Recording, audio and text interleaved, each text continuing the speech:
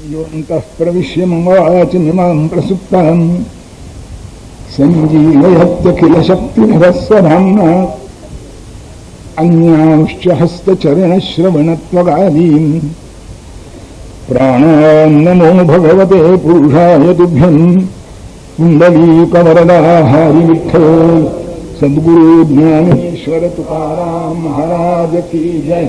जय जय रघुवीर।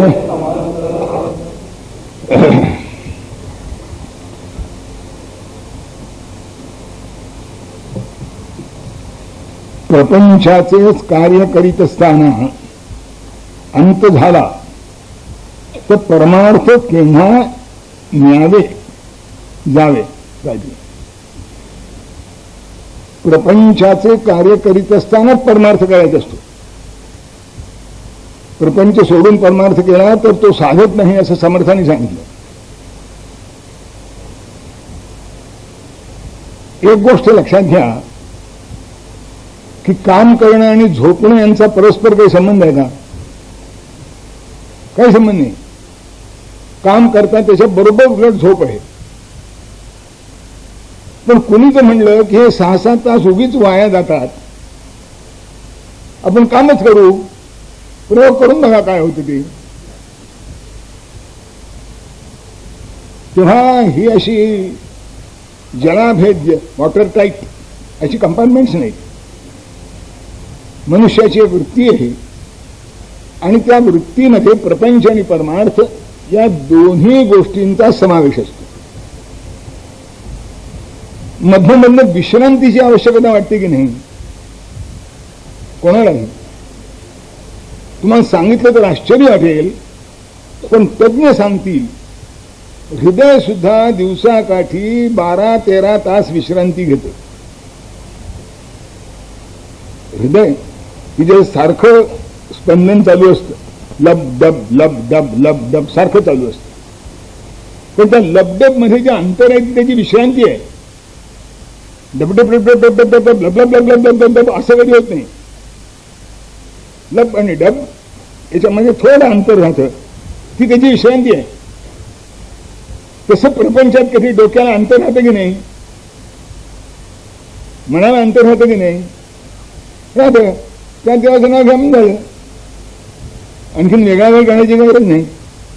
हा एकच आहे, प्रपंच प्रामाणिकपणे करीत राहिलं पाहिजे, इमानदारीनं केलं पाहिजे, सज्जनपणा न सोडता केलं पाहिजे. त्याच्यात जर काही दोष निर्माण झाले तर काय होईल भगवंताला माहिती.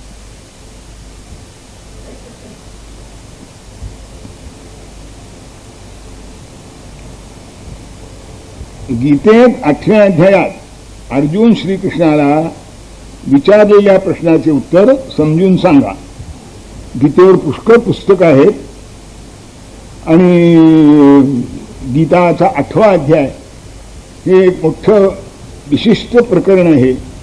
त्या देवयान आणि दक्षिणयान असे 2 मार्ग सांगितले, तर त्याचा विस्तार फार सविस्तरपणे करावा लागेल. तो 8व्या अध्यायातच पाहायला पाहिजे. थोडक्यामध्ये प्रश्नोत्तराच्या कार्यक्रमात विचारण्याचा हा प्रश्न नाही, मला सांगता येणार. वेदांत शास्त्रात ज्ञानाचे प्रकार सांगत असताना प्रमाज्ञान अप्रमाज्ञान, अप्रमाज्ञानाचे 2 प्रकार सांगितले आहेत. यथार्थ अप्रमा, अयथार्थ प्रमा अप्रमा. ईश्वर ज्ञान ही यथार्थ अप्रमामध्ये आली आहे. पण शंका अशी की ईश्वर आहे हे ज्ञान शब्द प्रमाणानेच म्हणजे शास्त्राकडून किंवा संतांच्या शब्दाद्वारेच होत असते. असे असले तरी ईश्वर ज्ञानाला अप्रमा कसे म्हटले आहे, तरी कृपा करून वरील शंकेचे समाधान करावे.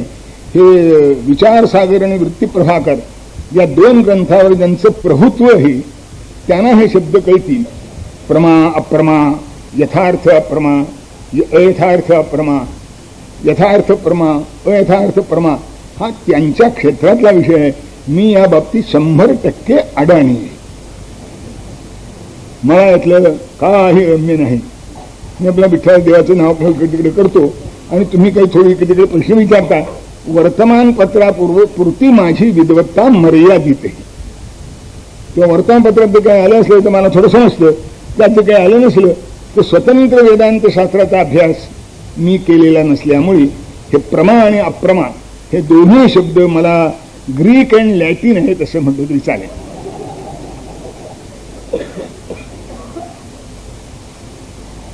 लोभी वृत्ती नाहीशी होण्यासाठीचे प्रयत्न सांगावे. ज्याचा आपल्याला लोभ वाटतो त्याची खरंच आवश्यकता आहे का नाही याचा विचार करायला शिकलं पाहिजे.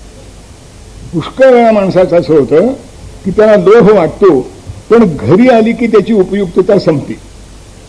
बाजारात आहे तोपर्यंतच लोभ असतो, घरी आलं की ते कुठेतरी एक दोन हाताळून कपाटात ठेवून जायला लागतं आणि मग माझी शो केस किती भरलेली आहे याचंच भूषण असतं. त्याला इंग्रजीमध्ये त्याला प्लेजर ऑफ पझेशन म्हणतात. उपयोग काही नाही, फक्त माझ्याजवळ आहे याचा अहंकार. हा सोडत गेला. जे मी पाहिजे म्हणतो त्याची खरंच आवश्यकता आहे का, खरंच उपयुक्तता आहे का, त्याकरता करावे लागणारे श्रम, होणारा व्यय आणि लाभ यामध्ये काही गणित म्हणता येतं का याचा विचार जर मनुष्य रोज करील तर हे कमी होईल. आप्पा कर्णाविषयी नीट सांगावे. भागवतकरांनी मध्ये थोडं सांगितलं पण आज कर्ण फारच लोकप्रिय झालाय. बरं तो मेलाय म्हणून. जर जिवंत असता तर तोच पंतप्रधान म्हणून आपल्या डोक्यावर किती वेळ बसला असता कोणा तो. कुणी 15 वर्ष बसलं, कुणी 14 वर्ष बसलं, कुणी आता 3 वर्ष होऊन गेली. आता काय काय होतं कोणा ठेव. त्याच्या मालिकेत हा शिरला असता तर कदाचित कायम तोच बसला असता डोक्यावर. कारण स्वतःची स्तुती करणं, दुसऱ्याची निंदा करणं आणि आपले नसलेले गुण सतत घोषित राहणं हे जे पुराण्याचे अंगी असलेले आवश्यक गुण आहेत ते कर्णाजवळ मूर्तिमंत होते. तो शूर होता पण भीमार्जुनापेक्षा शूर नव्हता. तो सज्जन होता पण दुर्योधन दुःशासन शकुनीपेक्षा सज्जन होता. आता यांच्यापेक्षा सज्जन असणे हे काय गुणवत्ता आहे का. म्हणजे ध्यान येत होती पण सुसह्य होती अशातलाच प्रकार आहे हा. आणि त्याच्या औदार्याचा तर उगीच लौकिक झाला आहे. बहुतेक सगळ्या संतांनी, आमच्या दादांनी सुद्धा कर्णाचं लौकिक गायलेलं आहे. जेव्हा दादांचा कर्ण सांगायचा प्रसंग तो दादांच्या आख्यानातला, तेव्हा मी असं सांगतो नेहमी की कर्ण जसा असावा अशी आपली समजूत आहे तसा हा कर्ण वर्णन केलेला आहे. मुळात कर्ण उदार नाही, त्यानं चक्क विनिमय केला आहे, म्हणजे व्यापार केला आहे. कमी महत्वाची वस्तू देऊन जास्त महत्वाची वस्तू मिळवली आहे. ते बोहारणी म्हणून पूर्वी एक व्यवसाय होता, आज तो फारसा दिसत नाही कुठे. की मायमावल्या घरातले जुने पाने कपडे त्याला द्यायच्या आणि तिच्याकडून नवं नवं भांडे घ्यायचा. आणि आश्चर्य असं दोघी आपल्या ठिकाणी खुश असायच्या. कारण निरुपयोगी कपडा दिला आणि उपयोगी पडणारं भांडत नवीन घेतलं, त्यामुळे मायमावली खुश. आणि तिला म्हणायची हिला काय किंमत माहिती यायची, अशी मी 4 भांडी या कपड्यात विकत घेईन. ती आपल्या ठिकाणी खुश. कर्णानं अगदी असं केलं. तो इंद्र ब्राह्मण वेशाने याच्याकडे कवचकुंडल मागायला येणार आहे हे सूर्यानं स्वतः त्याला सांगितले. पण सूर्यपत्र आहे. हा त्याला म्हणतो मी याचकाला नाही म्हणणार नाही अशी प्रतिज्ञा केली आहे. तुम्ही काय घाबरू नका, माझी कवचकुंडल गेली तरी मी स्वतः अर्जुनासकट सगळ्या पृथ्वीचा संहार करायला समर्थ आहे. माझी विद्या मी परशुरामाकडनं मिळवली आहे, द्रोणाकडनं मिळवली, आमच्याकडनं मिळवली आहे. तेव्हा माझ्याविषयी अविश्वास दाखवून माझ्या कवचाकरता तुम्ही काही करू नका महाराज. शेवटी तो इंद्र प्रत्यक्ष आला. हा त्याला म्हणतो तस्मात शब्द लिहून घ्या पाहिजे तर तस्मात विनिमयं कृत्वा कुंडले वर्मचोत्तमं हरस्व शक्र कामं मे दनद्यामहमन्यथा. विनिमय म्हणजे मोबदला, इन एक्सचेंज. मी तुम्हाला माझी कवचकुंडल देतो पण त्याच्या मोबदल्यात तुम्ही मला काय देणार ते सांगा. ते देणार असलात तर मी कवचकुंडल देईन, नाही तर नाही. आता हे दान आहे का. शेवटी त्याची कवचकुंड कुणीकडनं शत्रूला अडचणीत आणलाच पाहिजे अशी आपली परंपरा असल्यामुळं ती आता विसरली आहे. शत्रू ठरला म्हणजे त्याला सगळ्या प्रकाराने अडचणीत आणलाच पाहिजे. तो सरळ मार्गाने आला तर सरळ मार्गाने, सरळ मार्गाने नाही आला तर वाम मार्गाने. आणि म्हणून इंद्र त्याच्याकडनं त्याची शक्ती कमी करण्याच्या दृष्टीने कवचकुंडल मागायला गेला. या विचारानं इंद्र मागायला त्याला पेचात पकडून मग तुला त्याच्या मोबदल्यात काय पाहिजे, तुझी शक्ती दे म्हणा मला. इंद्र म्हणला ठीक आहे मी देतो, पण एकाच माणसाला मारायला ती उपयोगी पडेल आणि पुन्हा ती माझ्याकडे परत येईल. दुसऱ्या माणसाला मारण्याकरता ती काही उपयोगी पडायची नाही, तुझ्यावर राहायची नाही. एक मनुष्य मारीपर्यंत तुझ्यावर राहील. हो म्हणला मला एकच मनुष्य मारायचा आहे. कोण? अर्जुन. पण बाकी याच्याकडनं जे काय होतं, हा कर्ण पराभव पावत नाही असं नाही, मरत नाही, फक्त पळून जातो. कवच कुंडलांचं काय रक्षण झालं असेल ते एवढंच रक्षण झालं की तो मरत नाही, पण विजय मिळत नाही. आता अर्जुनावर विजय मिळवायचा आहे म्हणून अर्जुनावर टाकण्याकरता त्याच्याच बापाची इंद्राची शक्ती त्यानं मिळवून ठेवली. म्हणजे कवच कुंडलाचा उपयोग नाही, ते जुना कोट बोहारणीला देतात तसा दिला आणि भांड त्याच्यापासून घेतलं. आता ठीक आहे, मिळेल एकाला ते एकाला, आपल्याला एकालाच मारायचंय.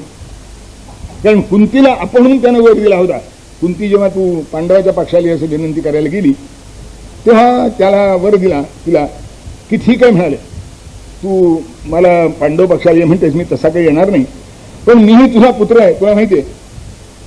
तेव्हा माझ्या सकट 4 मी 5 किंवा अर्जुना सकट 5 तुझे 5 पुत्र जिवंत राहते.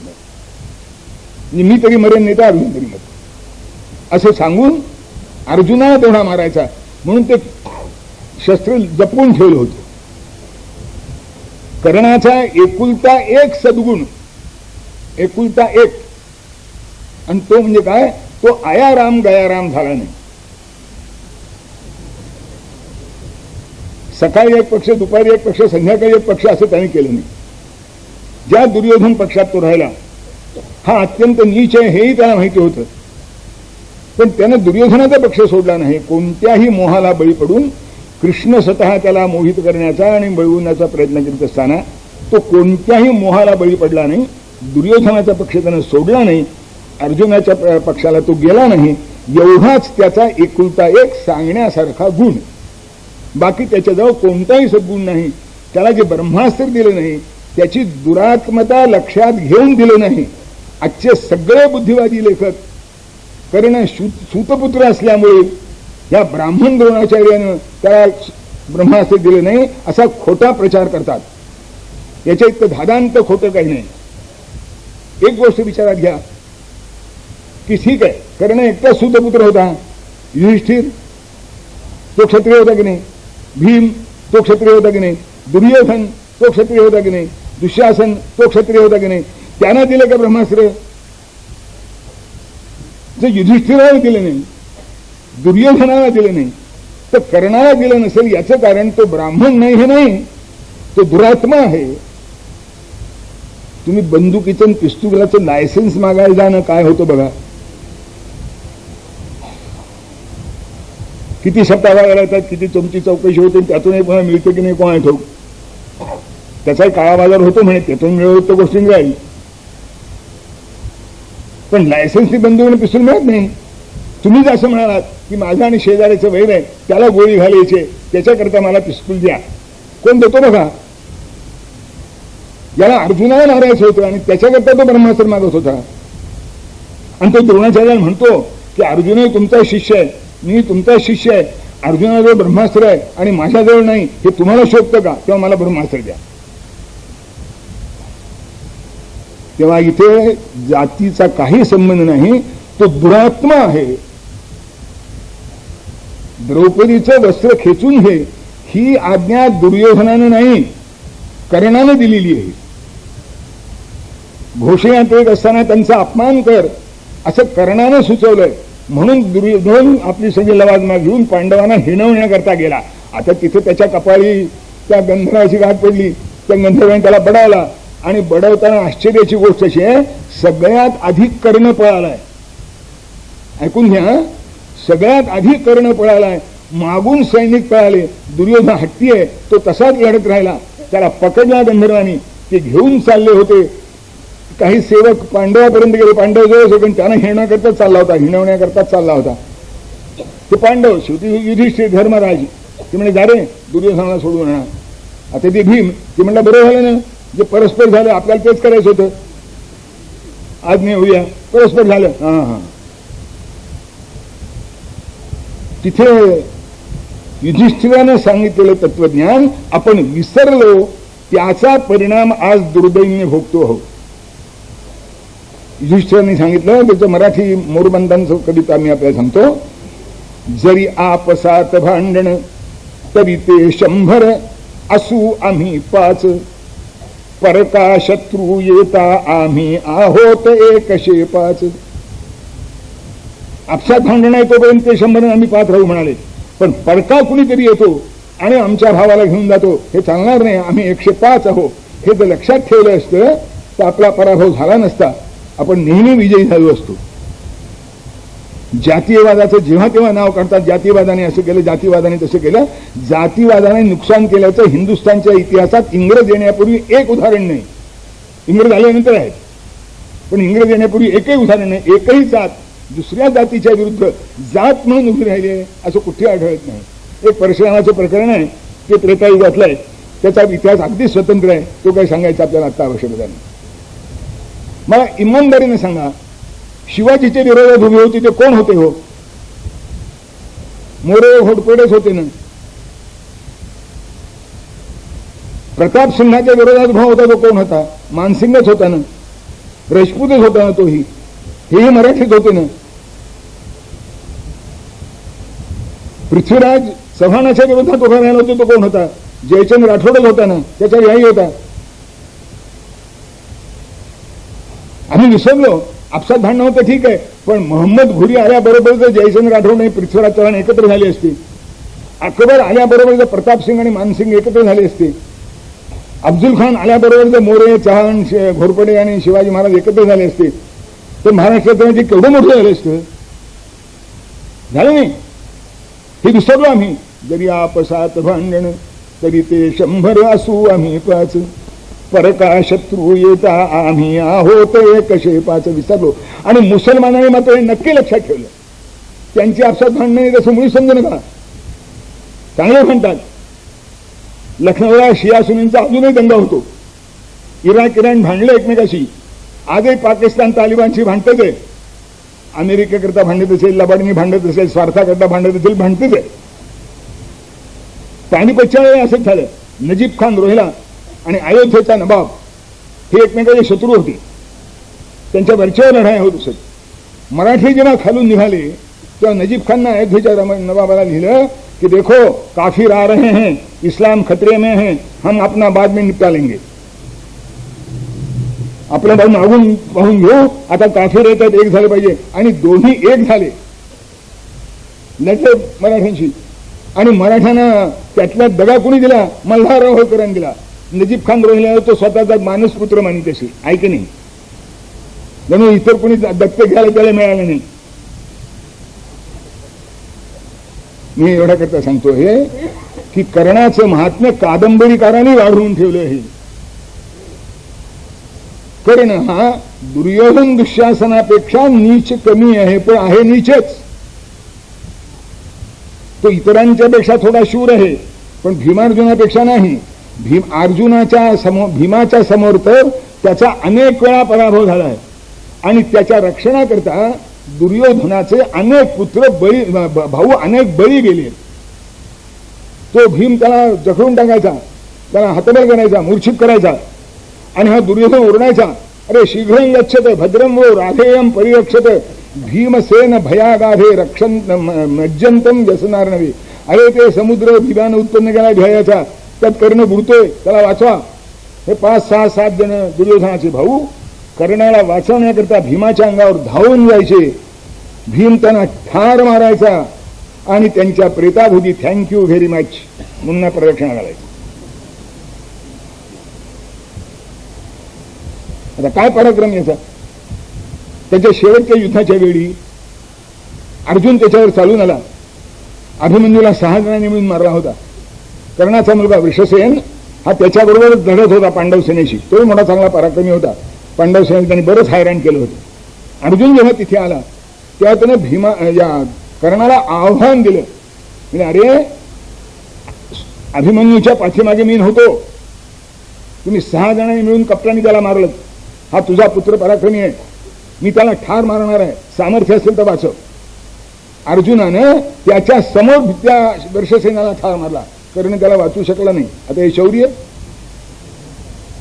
एका साहित्यिकाने मला विचारलं, मी त्याच्यावर पुष्कळ लिहिलं, ते उद्या भेटले मला. अहो त्या वृषसेनाला मारले, काय अर्जुनाचं कौतुक आहे? मुळीच नाही. वृषसेनाला मारलं यात अर्जुनाचं काही कौतुक नाही. कर्णाच्या समोर मारलं आणि कर्ण त्याला वाचू शकला नाही, हे अर्जुनाचं कौतुक.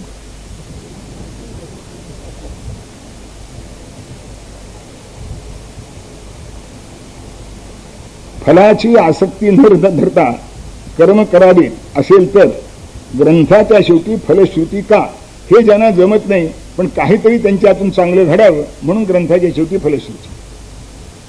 हे कसं आहे, मी अनेक वेळा विचारतो की आपल्या गुणानं शाळेत जाणारं लेकरू कोणाच्या घरी जन्माला आले का? असले तर सांग की ते लेकरू असं म्हणतं की बाबा आई. आता बाबा आई म्हणत असेल दिवसा त्याचे आभार मानले पाहिजेत, मम्मी आणि पप्पा.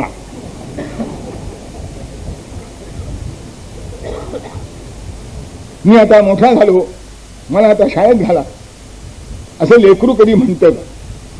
आणि त्याला असं सांगून कधी पटतं का की तुला मोठं व्हायचंय, प्रपंचाचा भार सांभाळायचा आहे, लौकिक मिळवायचा आहे, लोकांमध्ये मानमान्यता मिळवायची आहे, आपल्या पोटापाण्याची कुटुंबासकट व्यवस्था करायची आहे, तेव्हा तू शाळेत जाऊन मोठा होऊन शिक. हे त्याला पटतं का? बघा एकदा. त्याला एकच सांगायचं, हा खाऊचा डबा घे, शाळेत जा, काही करू नको, दवा खाऊन परत ये. आता ते कार्टाचं शहाणं असलं ते म्हणजे काहीच करायचं नाही, ते इथंच बसून खातो, शाळेत कसं आलं? मग त्याला समजावून सांगायचं नाही, तसं नाही, तू आपल्या शाळेत जाऊन बेस, खा आणि परत. हे असे आपण वयानं कितीही वाढलो असलो तरी अजून बालभावातच असल्यामुळे निदान फलश्रुती करता तरी ग्रंथ वाचा असं त्यात सांगा. आणि त्यात एक आणखीन एक मर्म सांगितलेलं असतं, तुम्ही बघितलं असेल तर, जो भावानं वाचतो त्याला फळ मिळतं असं कुठेतरी त्यात लिहिलेलं असतं. आता आपण वाचतो ते भावानं वाचतो का डोळ्यानं वाचतो, हे ज्याचं त्यांनी ठरव.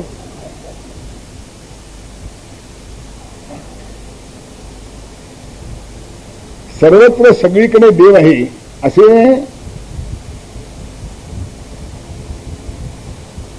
असे मारुतीराय हनुमंताला ज्ञान असताना त्यांनी माता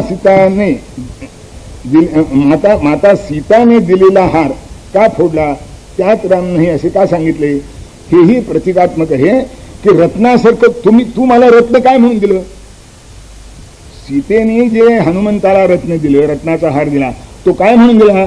रामचंद्राने काहीच दिलं नाही, त्या बघ मी तरी तुझ्या कष्टाची जाणीव ठेवली असं वाटावं म्हणून दिला ना. म्हणजे सीता ही त्याला हार देताना सगळीकडे राम आहे लक्षात ठेवून देत नाही. मी रामापेक्षा काहीतरी वेगळं केलं आणि मारुतीची जी काही कामगिरी आहे तिला दाद दिली असं वाटावं म्हणूनच दिलं ना. आता मारुतीने सिद्ध करून दाखवलं की मला रामाशिवाय दुसरं काही लागत नाही. आणि मायबाई तुम्ही रामाने दिलं नाहीत असं काही विशेष देणार असलात तर माझ्या हृदयात तर राम आहेच. उद्या समजा राम माझ्या हृदयावरही कळायला लागला तर चांगली गोष्ट आहे. तेव्हा माझ्या हृदयावर मिळतो तो राम आहे का खडा आहे, दगड आहे? कारण रत्नाला आपण रत्न समजतो, ही अयथार्थ अप्रमा आहे.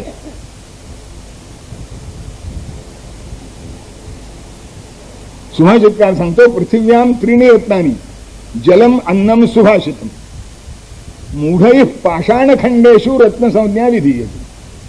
की पृथ्वीवर 3 रत्न आहेत म्हणे, संतांचं वचन, अन्न आणि पाणी.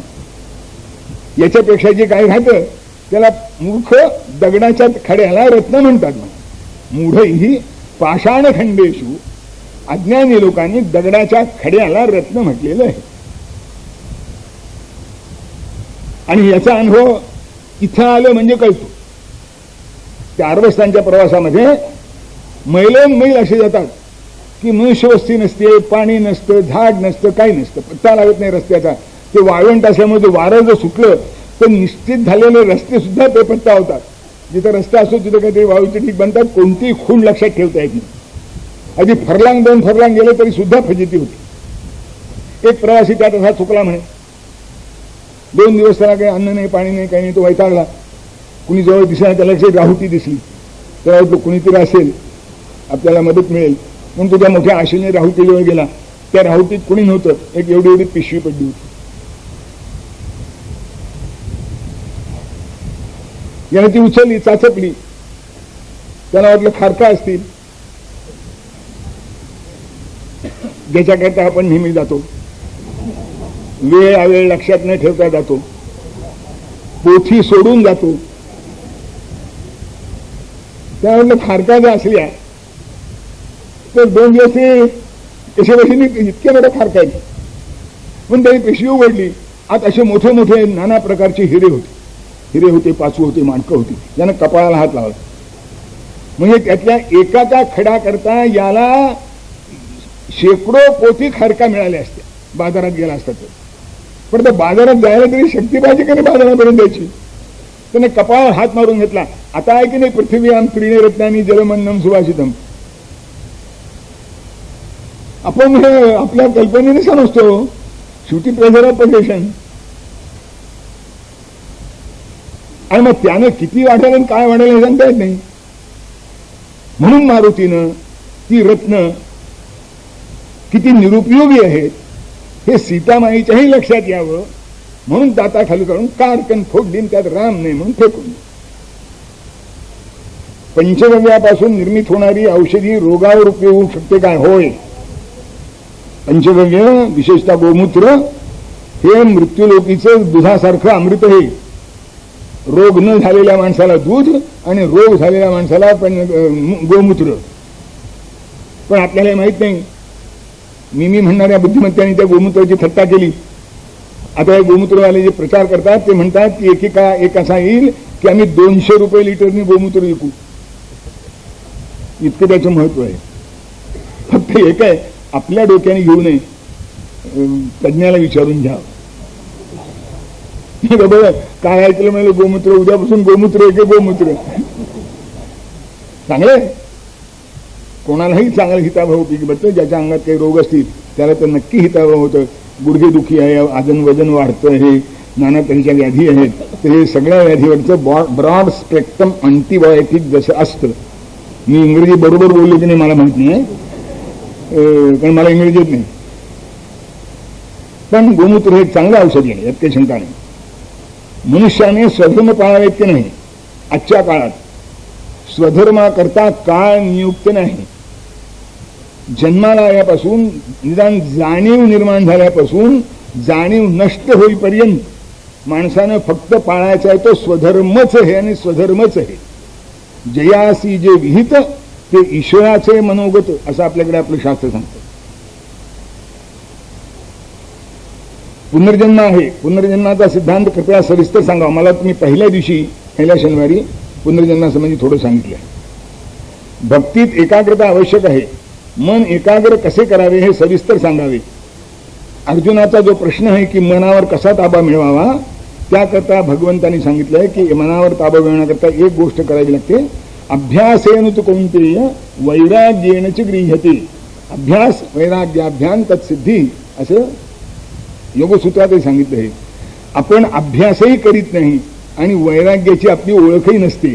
वैराग्य म्हणजे भगवा कपडा घालून जंगलात जाणं नव्हे. हवं नकोचं क्षेत्र, आसक्तीचं क्षेत्र, वासनांचं क्षेत्र हे आवश्यकतेच्या मर्यादेत आणणं म्हणजे हवं नको कमी करणं आहे किंवा वैराग्य संपन्न होणं आहे. आपण असं करतो का? हा ज्याचा त्याने आपल्या मनाशी विचार करावा. एक नेहमी कुठेही जाहीरपणे सांगता येण्यासारखी गोष्ट आहे म्हणून मी आपल्याला सांगतो. शाळेतनं पोर घरी येतं आणि आईला म्हणतं आई भूक लागली. आई म्हणते जिथं पोळी भाजी ठेवली खा. हे तोंड वेडं आकडं करतात, म्हणतं पोळी भाजी नको. मी त्याला भजी, भेळ, चिवडा, लाडू, चिवडा, काहीतरी शंकरपाळी, लाडू, शिरा असं काहीतरी पाहिजे. आता भूक लागते म्हणायचं आणि लाडू करता रुसायचं, याला भूक म्हणायचं का?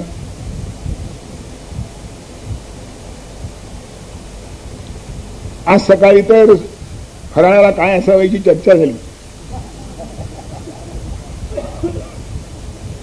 त्यात एकाने सांगितलं ठेचा पाहिजे.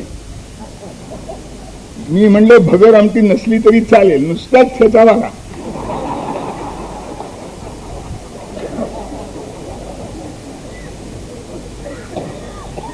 मी हे एवढ्या करता सांगतो आहे की आपलं हवं नकोचं क्षेत्र मर्यादित राहतं का त्याचा नको तेवढा विस्तार होत असतो.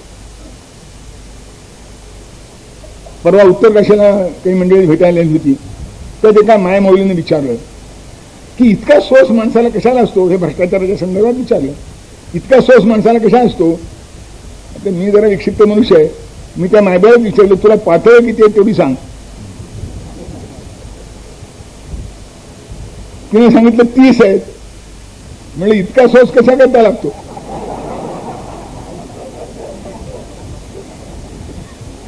आता तिनं 30च सांगितली. इथे मी विचारित नाही त्याच्यावर किती शून्य असतात मला माहित नाही. एक कपाट कमी पडतं, ते सुद्धा असं घातलेलं. पहिल्यापासून नवीन लग्न होतं तेव्हा एका कप्प्यात बाईचे कपडे असतात, दुसऱ्या खालच्या कप्प्यात पुरुषाचे कपडे असतात. जो जो दिवस वाढत जातात तो एका कपाटाची 2 कपाटं, 2 कपाटाची 3 कपाटं, 3 कपाटाची 4 कपाटं, शेवटी पेट या त्या कपाटाच्या खाली. आता याची खरंच आवश्यकता आहे का. त्याचा तरी मनाशी विचार करावा. एक पिढी आम्ही अशी पाहिली आहे की चांगल्या घरातल्या बाईला सुद्धा जास्तीत जास्त 4 किंवा 5 पातळं असायची. आज मी कशाकरता सांगतो, मन एकाग्र करण्याकरता काय करावं लागतं. साडीशी माझा काही संबंध नाही. मन एकाग्र करण्याकरता काय करावं लागतं, वैराग्य प्राप्त करून घ्यावं लागतं. आणि वैराग्य प्राप्त करून घेण्याकरता काय लागतं, आपलं हवं नकोचं जे क्षेत्र आहे ते मर्यादित करीत गेलं पाहिजे. आवश्यकतेच्या आत आलं की तुम्ही सुटलात. ते आवश्यकतेच्या बाहेर आहे की नाही हे ज्याचं त्याला कळतं. तेव्हा आपण जे करतो, आपल्याला जे हवं वाटतं ते खरंच आवश्यकतेच्या मर्यादेत आहे का त्याच्यापेक्षा बाहेर आहे. त्याच्या बाहेर असेल तर आपण चूक करतो, त्याच्या आत असेल तर परमार्थाचा अडथळा काही येत नाही, मन एकाग्र व्हायला मदत होते.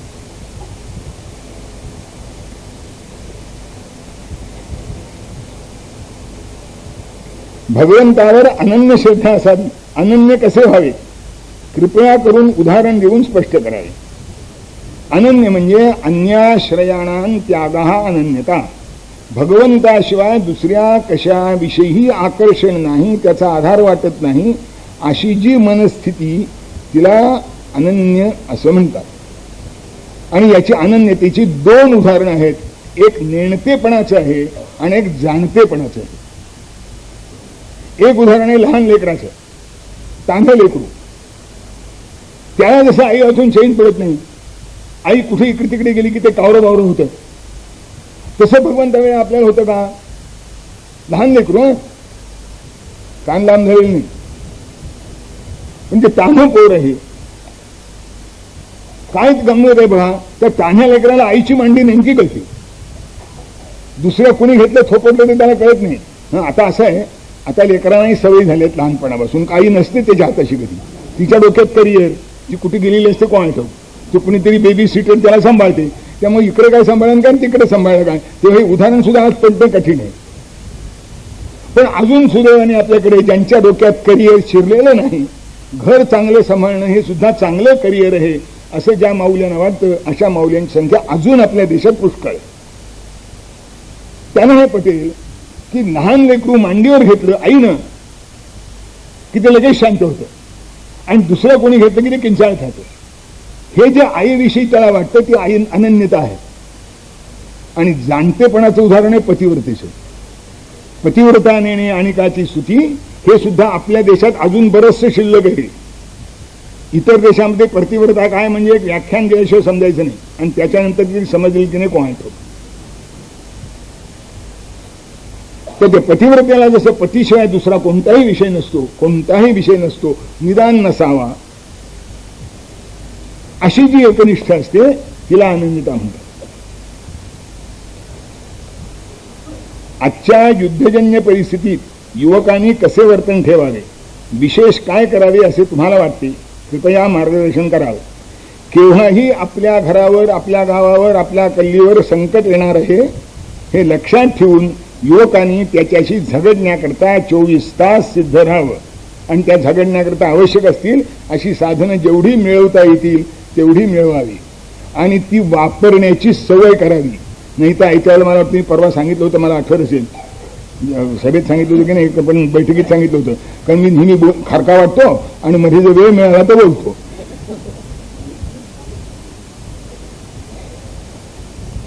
बरं, देणाऱ्याला कंटाळा नाही, मी म्हणतो देणारा तर जातं, माझं पोट दुखायचं काय करणे म्हणून मी देत असतो.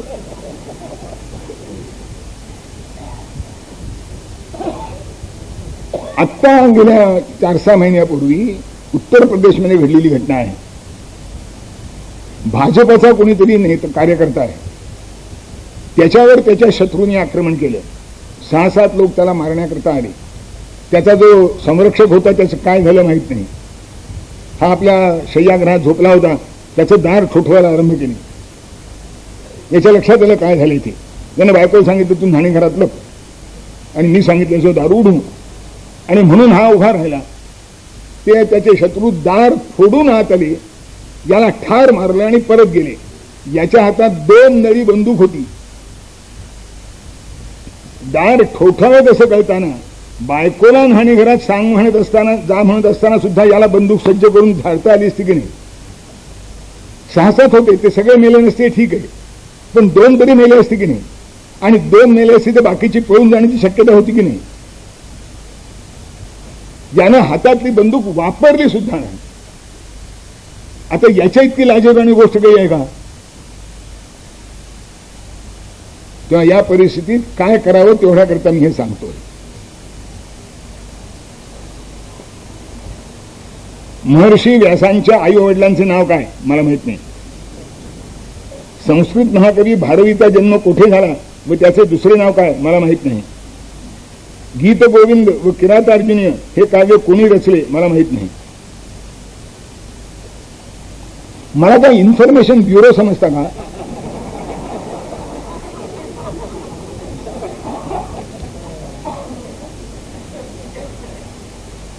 वृद्धी आल्यावर देवाची पूजा का करीत नाही. देवाची पूजा करण्याकरता मनुष्याचं शरीर पवित्र असावं लागतं. स्वैर आणि सुतक यामध्ये अनुबंधानं शरीराला अपवित्रता येते आणि अपवित्र शरीरामध्ये देवाची पूजा करायची नसते. म्हणून आपण तसं आपण पारोशाने देवाची पूजा करीत नाही, पाय चपला घालून देवाची पूजा करीत नाही. तसं स्वैर सुतक असताना एक अशौच अपवित्रता अशा भागाचा स्पर्श होतो म्हणून देवाची पूजा करायची.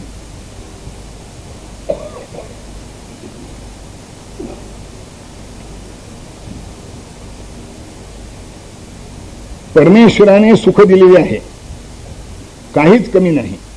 मिळावं असं वाटत काही नाही. सत्कर्म चालू आहे, पण पुढील मार्ग कळत नाही. परम वैराग्य काय मागावं व कसं परमेश्वराजवळ जावं हे जर खरं असेल प्रामाणिकपणे तर काही करायला नको. आहे त्या मार्गाने आपण चालत राहावं. तुम्ही जसजसे पुढे जाल तशी देवाला तुमची दया येईल आणि तो तुम्हाला ज्ञान देईल. काय करायला पाहिजे ते तो तुम्हाला सांगेल.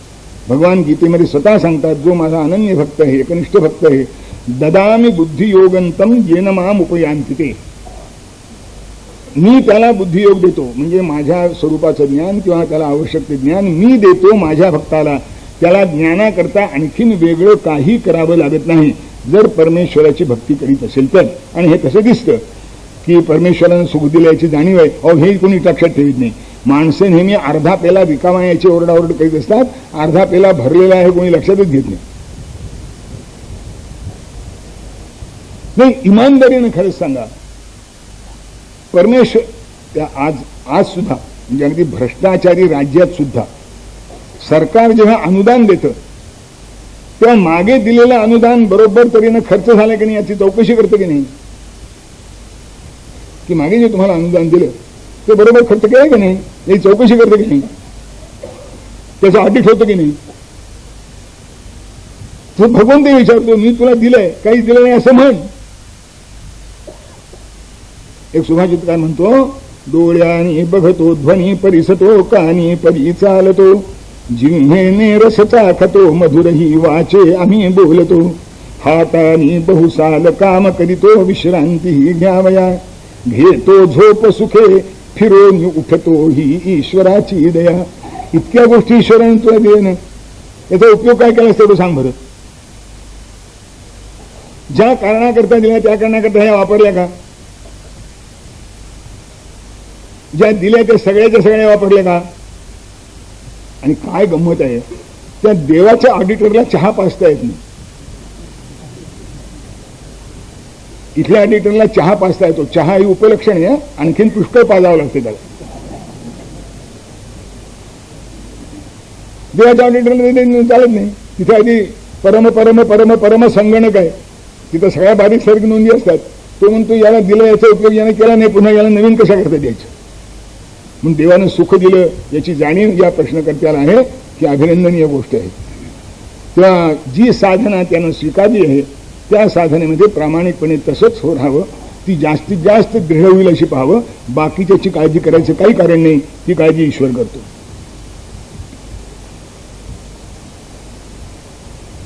एक गाव एक पट्टी चूक की बरोबर. गाव केवढं मोठं आहे त्याच्यावर अवलंबून आहे.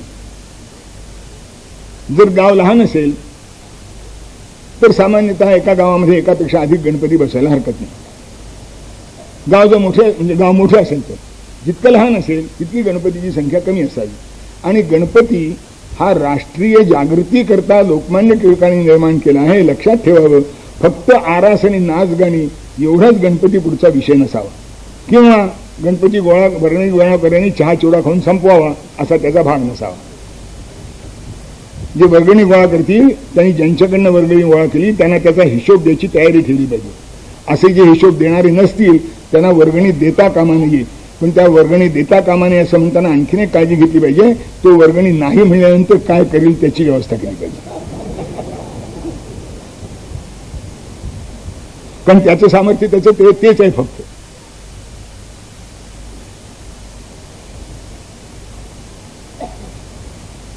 हा पुन्हा म्हणतो, महर्षी व्यासांच्या मात्या पित्याचे नाव काय होते माहित नाही. कविकुलगुरु कालाची समाधी कुठे आहे माहित नाही. गीतगोविंद किरातार्जुन या गोष्टी काव्याची रचना कोणी केली माहित नाही. भवभूती जन्म कुठे झाला मला माहित नाही. संस्कृती रक्षणाकरिता आज काय करावे, हा या प्रश्नाचं उत्तर मला थोडं थोडं माहिती. मला एक गोष्ट सांगा की संस्कृतीचं रक्षण झालं पाहिजे असल्याला इमानदारीनं वाटतं का?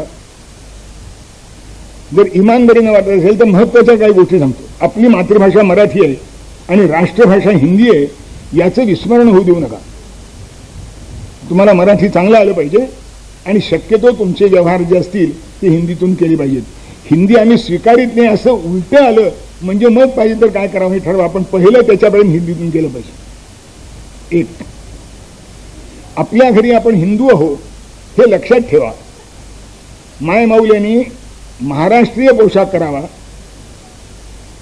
आणि पुरुषांनी धोतर नेसता येत नाही एवढी तक्रार तरी टाळावी. तुमच्याकडे काही देवधर्माची अजून आपल्याकडे 90-95 घरं अशी आहेत की जिथे धर्मकृत्य काही ना काहीतरी होतं. त्या दिवशी तरी धोतर नेसून उपरण घेऊन किंवा निदान धोतर नेसून ते कृत्य करावं. होत नाही. इथे आरतीला लोक उभे राहतात ते सुद्धा लेंगा घालून उभे राहतात, नाही तर जिजार घालून उभे राहतात.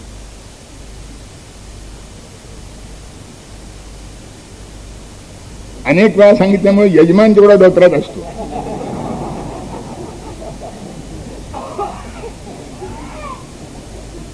प्रत्येक धर्मकृत्य मी धोतर नेसून करीन. ठीक आहे, तुम्हाला कार्यालयात जावं लागतं, लोकात बाहेर हिंडावं लागतं. लोक अजून येडे आहेत, त्यांना कशाला प्रतिष्ठा द्यावी आणि कशाला प्रतिष्ठा द्यावी हे समजत नाही, म्हणून तुम्हालाही त्याप्रमाणे जावं लागत असेल तर गोष्टी निघाली. पण निदान तुम्ही जेव्हा घरी असता तेव्हा अंगावरचे कपडे बदलून आपल्या घरातल्या घरात धोतर नेसून का नाही वावरीत? तेही होत नाही.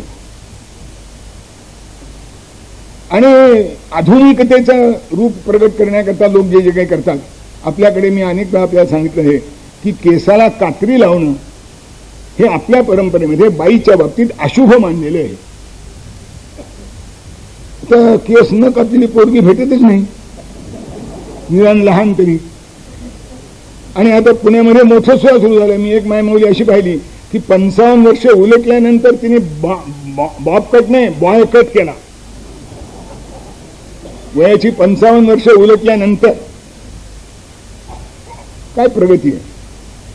आणि ज्यांची प्रगती आपण ही प्रगती म्हणून स्वीकारली त्या देशातल्या सगळ्या जखड म्हाताऱ्या सुद्धा बॉय कट आणि बॉब कटच करतात. आता तुम्ही प्रगत कशा?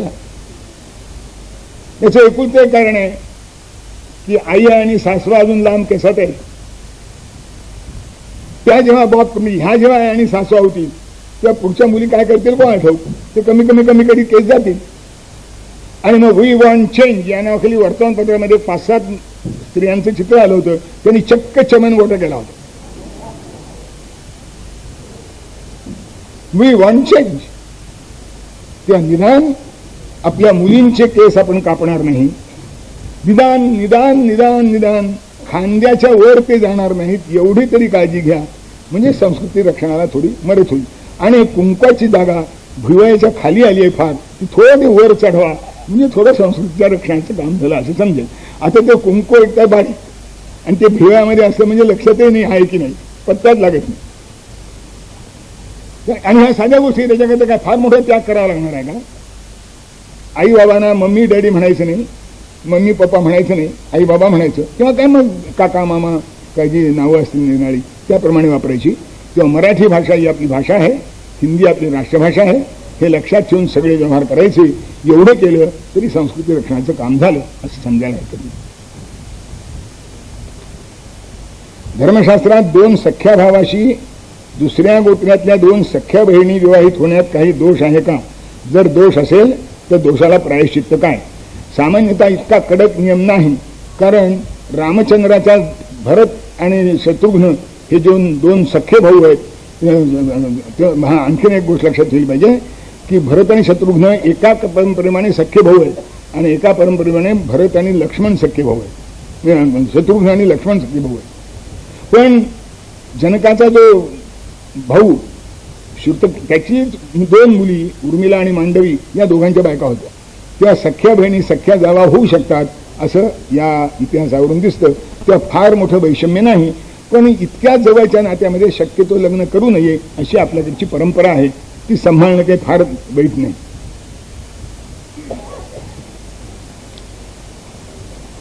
घरात उजव्या सोंडेचा गणपती असावा की नाही? त्या उजव्या सोंडेच्या गणपतीचं 16 फार कडक असतं, ते आपल्याला पाहता येत नाही, म्हणून असावा की नाही हा प्रश्न आहे. नाहीतर उजव्या सोंडेचा गणपती हा मंगल आहे, पवित्र आहे, पण त्याचं 16 थोडं कडक असतं. आता काही काही माणसं स्वभाव असतात कडक, काही सांभाळावं लागतं. संघर्ष आणि व्यूह बाबत आम्हास काहीच माहिती नाही. संकर्षण आदी व्यूहाबद्दल आम्हास काहीच माहिती नाही. संकर्षण वासुदेव अनुरुद्ध प्रद्युम्न ही कृपा, हे पंचव्यूह हे आपल्याकडे पांचरात्र नामाचा एक संप्रदाय होता. त्या पांचरात्र नामाच्या वैष्णव संप्रदायामध्ये हे 4 व्यूह उपासनेकरता म्हणून मानलेले आहेत आणि त्याची पूजा करण्याची एक वेगळी पद्धत आहे. ते मोठं लांबलचक प्रकरण आहे. आणि त्यामुळे हे संकर्षण व्यूह, त्या व्यूह म्हणजे रचना विशेष, त्या एकाच भगवद अवताराचे हे 4 रचना विशेष आहेत आणि त्यांची उपासना करण्याची पद्धत होती. हे पांचरात्र नावाचा आपल्याकडचा जो संप्रदाय आहे त्यात आलेला आहे.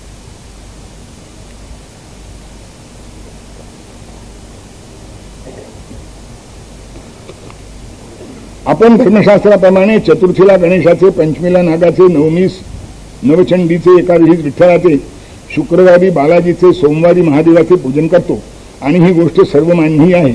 मग या पार्श्वभूमीवर ज्ञानेश्वरीतील ऐसा अखंड भजन करी अवघेनी उगानो हे क्षणभरी आघवेनी गावतबारी आहे विदेशी या श्लोकाचा अर्थ कसा घ्यावा याचा? ज्ञानेश्वरांनी असे रोज एका देवाचे पूजन करणाऱ्यास अज्ञानी भक्त म्हणावे असे म्हटले आहे. आपण सामुदायिकरित्या व मोठ्या उत्साहाने देवदेवतांचे त्या त्या दिवशी पूजन करतो. मग कोणते चूक? ज्ञानेश्वरांचंही चूक नाही आणि आपण करतो तेही चूक नाही. ज्ञानेश्वरांचं जे वर्णन आहे ते अत्यंत श्रेष्ठ दर्जाच्या भक्तीपर्यंत पोचायची ज्याची इच्छा आहे त्याच्याकरता व्यभिचारी भक्तीचं लक्षण म्हणून ते सांगितलेलं आहे. आपल्याला अजून शिशुवर्गातही जाता आलं नाही किंवा फार तर शिशुवर्गात प्रवेश मिळाला असं म्हणा. ज्युनियर केजी काय सिनियर केजी हा सुद्धा वादाचा विषय आहे की आपण कोणत्याही येते. तर तिथे ह्या सगळ्या विविध असायचं. आपल्याला माहितीये का की महाविद्यालय विद्यालय यामध्ये प्रत्येक विषयागणिक निराळा शिक्षक असतो. तुम्ही जो जो वर जाल तो शिक्षकांची संख्या कमी होत जाते. आणि पीएचडीला तर एकच गाईड असतो. ते आपण निर्णय विषयाचा अभ्यास करतो. आणि गीतेनं ज्ञानेश्वरांनी व्यभिचारी भक्तीच्या स्वरूपात त्याची अतिशय घोर शब्दामध्ये जरी निंदा केली असली तरी गीतेनं आणि त्यावरच्या टीकेत ज्ञानेश्वरांनी सुद्धा यो यो याम याम तनुम भक्तः श्रद्धयार्चितुमिच्छति तस्य तस्याचलाम श्रद्धाम विदधाम्यहम.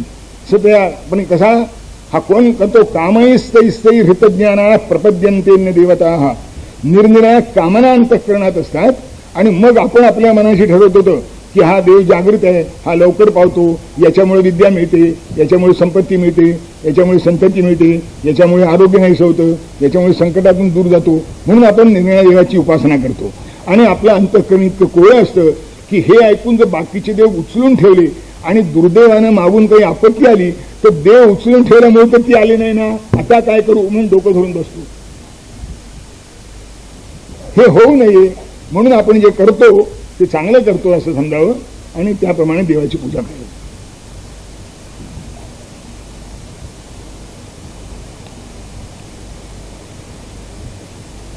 आपण म्हटल्याप्रमाणे आज अशी दोन नाती नाहीत की जी कोर्टात समोरासमोर आली नाहीत, परंतु आपल्याला प्रत्येक नात्याच्या ज्याच्यासाठी हा देह झिजावला जाईल अनुभव आल्यावर अपमान सहन करीत आलेल्या परिस्थितीत राहावे की दुसरा काही मार्ग काढावा. अपमान आणि मान याला महत्व देऊ नये. प्रत्यक्ष शारीरिक आणि सांपत्तिक हानी होत असेल तरच विचार करावा. हा मला वाईट म्हणतो, मला शिवाय देतो, मला कधी चहा देत नाही, कधी विचारित नाही, ह्या कल्पनेने कोणाशी भांडण उकळून काढू नये. जवळच्या नात्यात तर नाहीच नाही. तिथे सौजन्याने वागावं तेच चांगलं, सौजन्याने सगळ्याचीच वागावं. आता प्रत्यक्ष मारामारीच्या प्रसंगाला तर काय करावं हा प्रश्न ज्याचा त्यांनी सोडवावा, पण त्यातही कायदेशीर मार्गाचा अवलंब करावा, बेकायदा मार्गाचा अवलंब करू नये.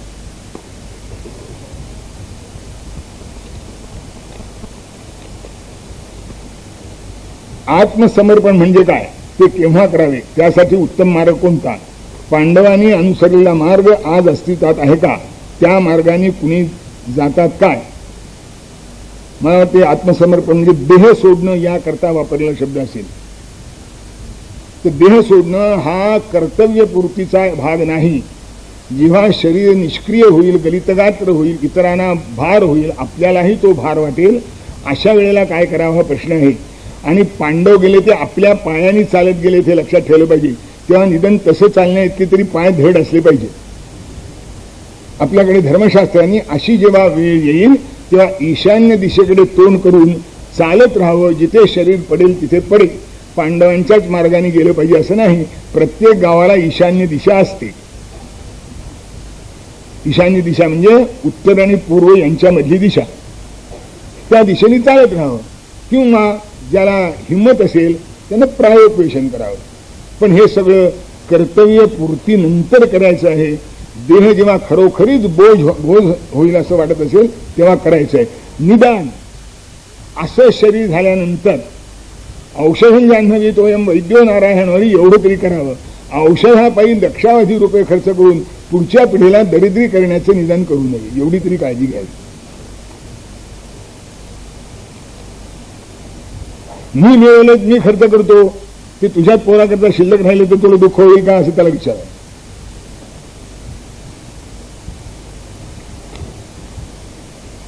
गणपतीला सर्व देवाला पूजेत प्रथम स्थान देतात. पांडुरंग स्तोत्रात पण गणेशाय नमः म्हणून उल्लेख आहे. पण आरती करताना गणपतीची आणखी करती जात नाही. त्याचे कारण काय? आता पूजेच्या आरंभापुरतं आहे. आरंभ पूजा म्हणजे संपलं, गणपतीचं काम तेवढ्यापुरतं संपलं होईल. आता मागून कशाला शिल्लक ठेवायचं त्याला? आणि आरती करण्यापूर्वी किंवा आरती केल्यानंतर विसर्जन करतात. त्यात आवाहित देवता विसर्जन आम्ही असा एक मंत्र असतो, तेव्हा ते गणपतीचं विसर्जन होतं तेव्हा त्याची वेगळी प्रत्येक वेळा करायची काही हरकत नाही. आणि तितका कोणी भक्त असेल तर करावे. 2 आरत्या होईपर्यंत माणसाला उभं राहता येत नाही. आरती होणार म्हटलं की माणसं त्याच्या आधीच पळून जातात. आता 3 अर्थ लावले तर काय होईल तेव्हा मला सांगा. इथे एकही मनुष्य शिल्लक व्हायचा नाही म्हणून कदाचित करीत नसतील.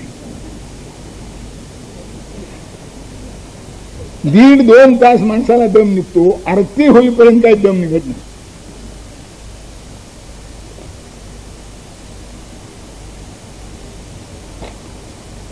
बापरे, हे तर पत्रच आहे. हा, कसं वाचायचं. श्री बाबू सावकार यांनी अधिक मासानिमित्त मुखेडवासियांच्या ज्ञानाची अमृतवाणी पाजवली, परंतु ते मुखेड सोडून औरंगाबाद येथे राहतात. तेथे त्यांना काहीच कमी नाही. अशी ज्ञानाची गंगा आम्हाला पाजविण्यासाठी ते मुखेडमध्ये राहावे, यासाठी आपणच त्यांना समज देऊन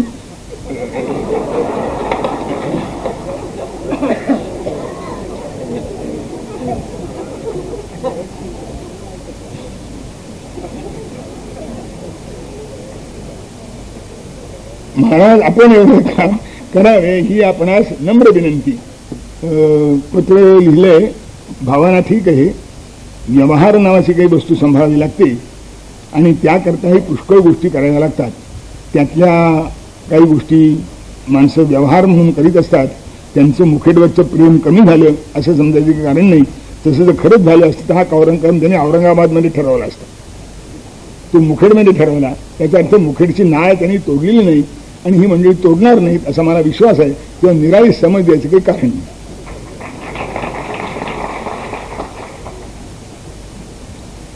वैदिक काळात मंदिरे व मूर्तीपूजा होती का असल्यास स्वामी दयानंद सरस्वती व गौतम बुद्धांनी विरोध का केला.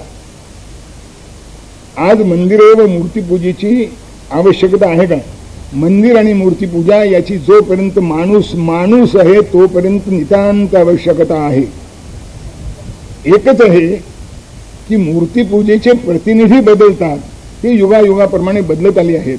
आता आपल्याला मूर्तीपूजा आणि नामस्मरण हा एवढाच कलियुगाचा धर्म राहिला आहे. नाही ते एकेकाळी यज्ञ, एकेकाळी ध्यान, एकेकाळी पूजा हे निराळे धर्म होते. आज आपण कलियुगात असो तेव्हा कलियुगामध्ये मूर्तीपूजा आणि तिचं नामस्मरण हा धर्म आहे. आता प्रत्येक आपल्या नावानं आपल्या गुरुच्या नावानं मंदिर बांधतो, ते योग्य का योग्य त्याने ठरवावं. ते खरंच गुरुची भक्ती असते का आपल्याला ट्रस्टी व्हायला तिथे मिळत नाही म्हणून इथे होण्याकरता ते होतात, परमेश्वर जाणे. पण शेवटी मंदिर बांधतात, हे काय कमी आहे. कारण हल्ली हॉटेल व्यवसायाला पुष्कळ चांगला उद्योग आहे म्हणतात. ते हॉटेल काढायच्या ऐवजी पैसे मिळवण्याच्या कल्पनेने का होईना मंदिर बांधतात, हे बरी गोष्ट आहे असं मी समजतो.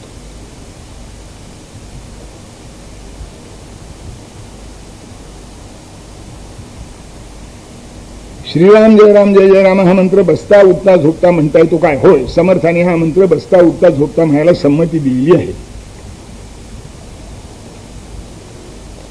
शाखेत ध्वजाला प्रणाम केल्यावर देवाला नमस्कार करू नये असा काही नियम आहे का. विशिष्ट विचारसरणीचे लोक पूजापाठ करण्यात फारसे सहभागी झालेले दिसत नाहीत असे का. हे दुर्दैव आहे, पण हे त्याचे त्यांना विचारलं पाहिजे. शाखेमध्ये ध्वजाला प्रणाम केल्यावर ध्वजाला प्रणाम करण्याच्या शाखा भरत असल्या तर ते सुद्धा अभिनंदनाचे आहे. पण त्याबद्दल मी साशंक आहे की ते ध्वज लावणारा एकटाच नमस्कार करून परत येतो का म्हणून. कारण आज जशी दुर्दशा झाली आहे. पण तसं करीत असतील तर त्याच्यानंतर आणखीन करायचं काही कारण नाही. संघ शाखेवर करू नये इतकंच काय नाही, पण वाटेत येतात देव मंदिर जायला काय हरकत आहे. पण यांच्या डोक्यात असं काहीतरी यात काही शंका नाही. मी संध्या करीत नाही, मी देवपूजा करीत नाही, हे भूषणानं मिळवणारे लोक हिंदुत्व निष्ठातच जास्त आहेत. आणि आम्ही निधर्मीवादाचा पुरस्कार करतो असे म्हणणारे जे काँग्रेसवाले आहेत ते घरामध्ये अतिशय देवभक्त आहेत. त्यांच्याकडे धार्मिक कृत्य नक्की होतं. हरनाम सप्ताह होतात, देवाला मदत करतात, भंडारा कुठं असेल त्याला मदत करतात, कुठे काही धार्मिक कार्यक्रम चालले असेल त्याला मदत करतात, स्वतःच्या घरी करतात. मी तुम्हाला एक बारीक गोष्ट सांगू का मर्मातली. हिंदू मतं ही निवडून येण्याकरता आवश्यक आहेत असं ज्या दिवशी पटेल त्या दिवशी काँग्रेसवाला कोणत्याही संघवाल्यापेक्षा भाजपवाल्यापेक्षा अधिक हिंदुत्वनिष्ठ होईल. कारण तो आतून पोटातून खरा हिंदू आहे, धार्मिक आहे. हे तसे नाहीच सगळे. हे भूषण धरवतात, आम्ही तसं नाही म्हणण्याचे. संतान नसलेल्या घरी दत्तक की गेले असता तेथील देव पाण्यात सोडावेत का, ती संपन्नता आपण उपभोगावी का? नाही, तिथे जी कुळ परंपरा असेल ती सांभाळावी. ज्या घरामध्ये तुम्ही गेला त्या घरामध्ये जी कुळ परंपरा असेल ती सांभाळावी. शंकराचे वडील कोण होते?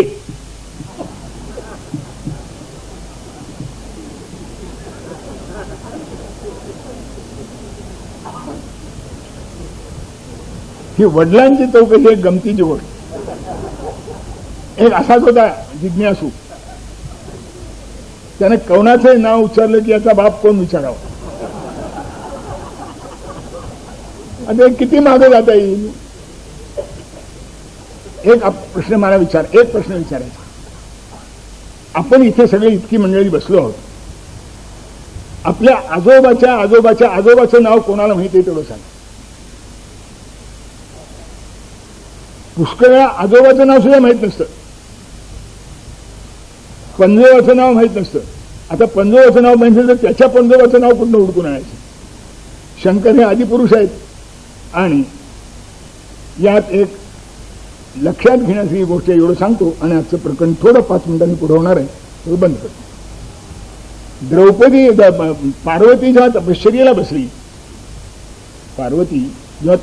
बसली तेव्हा तिची परीक्षा घेण्याकरता भगवान शंकर एका लहान बटूच्या देशाने तिला भेटायला गेले आणि शंकराची तिने करता येईल तेवढी निंदा केली, नाना प्रकारे निंदा केली. आणि एका श्लोकात ते म्हणाले निंदा करताना, वपुरुगी रूपाक्षमलक्ष जन्मता दिगंबरत्वेन निवेदितं वसु वरेषु यद्बाल मृदाक्षि मृग्यते तदस्ति किं व्यस्तम पितृलोचने. आपल्याकडे असं म्हणतात की कन्यावरे ते रूपम माता वित्तम पिता श्रुतम बांधवा कुलमिच्छन्ति मिष्टान्नम इतरे जना. की मुलीला आपला नवरा सुंदर असावा असं वाटतं, आई बापांना आपला नवरा शिकलेला असावा असं वाटतं, जातीबांधवांना तो चांगल्या कुळातला असावं असं वाटतं आणि बाकीच्यांना जेवण चांगलं मिळावं असं. हे लग्नाची यादी आपल्या कुळात सांगितली. तेव्हा हा पार्वतीला विचारतो, यातलं एक तरी शंकराजवळ आहे का? वपुर विरूपाक्ष, त्याला विरूपाक्ष म्हणतात. म्हणजे तो कुणीकडे बघतो हे कळत नाही. असतात काही माणसं अशी भाग्यवान की त्यांच्याकडे बघितलं म्हणजे कुणीकडे बघितलं तर सामान्यतः डोळे कुठे आहेत ते आपल्याला कळतं. किती लांबचा मनुष्य माझ्याकडे बघतोय की नाही मला कळतं. पण काही माणसांचे डोळे इतके छान असतात की तो कुठे बघतोय कळतच नाही. ते म्हणजे शंकर असा आहे, वपुर विरूपाक्ष अलक्ष जन्मता. त्याच्या जन्माचा पत्ता नाही, कुठून कोणापासून जन्माला कोणा ठेवतो, त्याची आई बाप कोण याची माहिती नाही. दिगंबरत्वेन निवेदितं वसु. हा दिगंबर म्हणजे आकाश किंवा दिशा हेच ज्याचं वस्त्र आहे, ज्याला दुसरं कोणतंही वस्त्र नाही असा राहतो. किंवा याचं किती संपत्ती आहे, ज्याला नेसाळे वस्त्र घेणं परवडत नाही, त्याच्या संपत्तीचा काय विचार म्हणाले. किंवा असं सगळं असताना तू त्याला वर म्हणून का मागतेस, कसं कळत नाही तुला. त्या पार्वतीनं त्याच्या प्रत्येक दोषाला त्यानं काढलेल्या एक छान उत्तर दिलं. आणि शेवटी ती म्हणाली, विवक्षता दोषमपिच्युतात्मना त्वयि कमीशं प्रतिचारुभ साधुभाजितं जमामनन्त्यात्मभुवोऽपि कारणं कथं स लक्ष्यप्रभवो भविष्यति. मिळाले तू शंकराचे सगळे दोषच हुडकत होतास, पण दोष हुडकता सुद्धा तू एक खरं बोललास नाही. काय की त्याच्या आईबापाचा पत्ता नाही असं तू म्हणाला. अरे बरोबर आहे मूर्खा. ज्या पृथ्वीवर तू आणि मी राहतो ती पृथ्वी ज्या ब्रह्मदेवाने निर्माण केली, त्या ब्रह्मदेवालाही त्याने निर्माण केला, त्याचा बाप कोण सांगणार. हे स्वाभाविक आहे की त्याच्या बापाचा पत्ता नसणं हे स्वाभाविक आहे. ब्रह्मदेव सगळ्यांचा उत्पन्न करता, तोच ज्याच्यापासून जन्माला आला त्याला उत्पन्न करणारा कोण. खुळ्या समजत असलं तर सांगते म्हणजे तो स्वयंभू आहे, तो आहे बस. तो नाही असं कधी झालंच नाही.